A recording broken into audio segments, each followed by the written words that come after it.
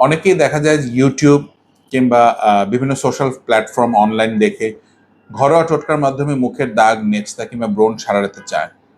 আপনি কি জানেন যে এই কাজগুলো করে কতজন কত রকম ক্ষতি বা ড্যামেজের সম্মুখীন হয়? বেসন কিংবা লেবুর রস দিয়ে অনেকে মুখের মেচতা সারাতে চায়।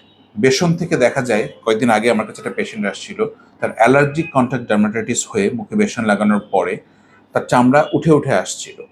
ঠিক তেমনি আপনি যদি লেবুর রস মুখে ডিরেক্টলি দেন, লেবুর রস কিন্তু এক ধরনের অ্যাসিড, যেটাকে আমরা বলি সাইট্রিক অ্যাসিড।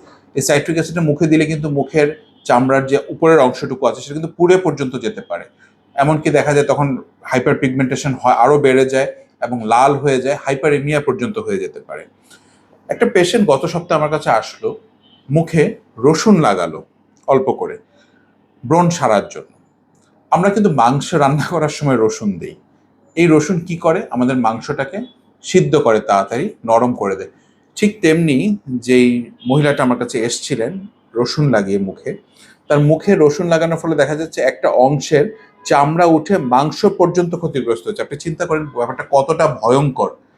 সুতরাং একটা কথা লাস্টলি বলি, এই ধরনের ঘরোয়া টোটকা দিয়ে আপনার মুখের দাগ, ব্রণ যেটাই হোক সারাবার চেষ্টা একেবারেই করবেন না। ব্যাপারটা কিন্তু একেবারেই আত্মঘাতী হয়ে যাবে এবং আপনার ত্বকের অনেক ক্ষেত্রে পার্মানেন্ট ড্যামেজ পর্যন্ত হয়ে যেতে পারে।